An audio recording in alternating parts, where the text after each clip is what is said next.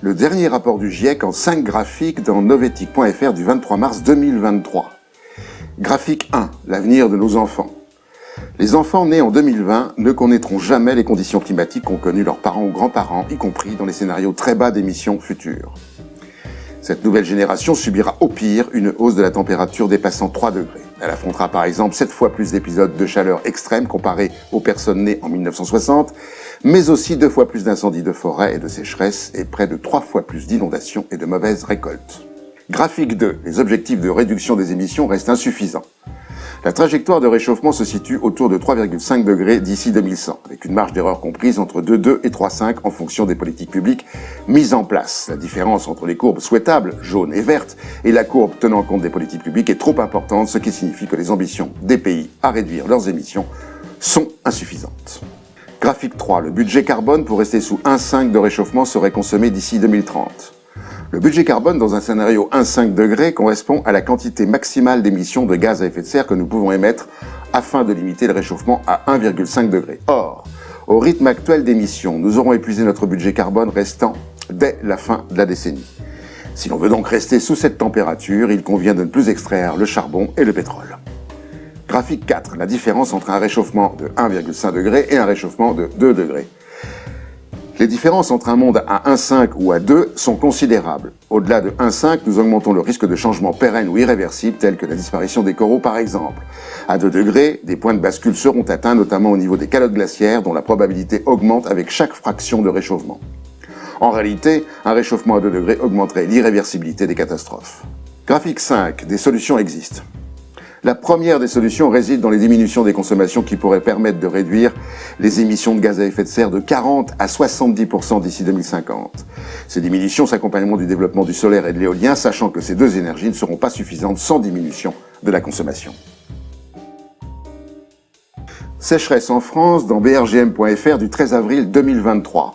Les pluies de mars 2023 ont eu peu d'impact sur l'état des nappes. La situation demeure peu satisfaisante sur une grande partie du pays.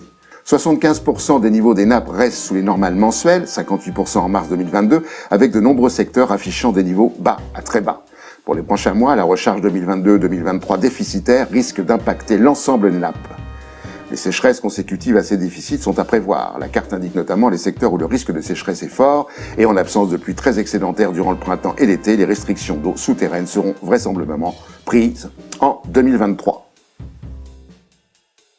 Un énorme gâchis en perspective dans Reporter.net du 6 avril 2023. Les opérateurs télécoms ont décidé d'arrêter la 2G d'ici la fin 2005 chez Orange. L'ensemble des clients Free seront concernés puisqu'ils utilisent le même réseau. Et à la fin de 2026 chez Bouygues Télécom et SFR. La 3G, elle, ne sera plus disponible fin 2028, excepté pour les abonnés Bouygues qui bénéficieront d'une année supplémentaire. Sur les quelques 20 millions d'abonnés mobiles, il y a plus de 1 million d'appareils qui ne seront plus opérationnels sans compter tous les objets communicants. Dans une machine à café Selecta, on trouve une carte SIM 2G par exemple. Lampadaires, caméras de surveillance, containers à poubelle, terminaux de paiement bancaire, des centaines de secteurs sont concernés. Par exemple, sur les 630 000 ascenseurs de France, la Fédération des ascenseurs estime que la moitié utilise encore la 2G ou 3G pour la téléalarme. Dans le secteur automobile, le dispositif d'appel d'urgence au secours, e-call, obligatoire dans tous les véhicules neufs depuis mai 2018, se fait lui aussi via la 2G ou la 3G. Les défibrillateurs cardiaques implantables utilisent la 2G pour envoyer en temps réel des informations médicales auprès des hôpitaux.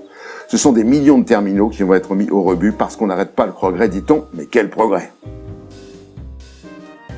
Les méga-bassines espagnoles à sec dans la relève et la peste.fr du 21 avril 2023. En Espagne, 1226 bassines ont été construites entre les années 50 et 90 pour les besoins des agriculteurs intensifs, des petits cultivateurs, de l'industrie hydraulique, des professionnels du tourisme nautique. 85 à 95% de ces bassines sont destinées à l'agriculture et aujourd'hui, les retenues d'eau espagnoles n'arrivent plus à combler les besoins des populations en situation de sécheresse. Les pluies diminuent et les réserves chutent. En mars, les réserves d'eau étaient à 50% de leur capacité, à 28% en Catalogne et plus de 500 communes étaient placées en état d'alerte. Il n'y a aucune étude scientifique robuste qui justifierait la récupération des eaux dans les méga-bassines comme solution pérenne face aux conséquences du réchauffement climatique. La seule étude effectuée par des scientifiques espagnols et publiée en 2017 démontrait que les retenues d'eau pouvaient aggraver les sécheresses en aval des bassins versants. Face à la sécheresse, les rendements agricoles menacés en 2023 dans yourmatter.world du 18 avril 2023.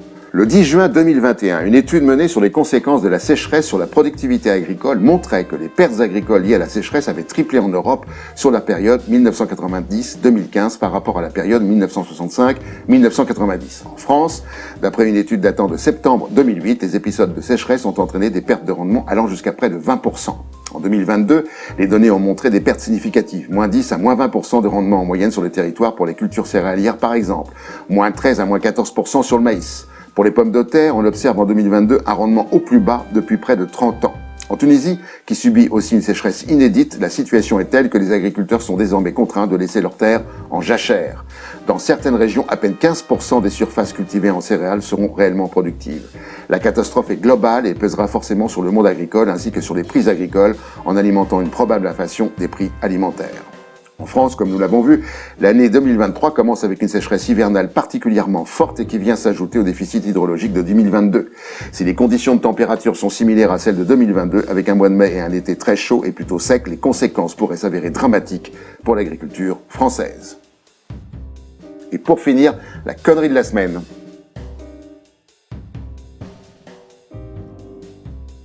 À la prochaine fois.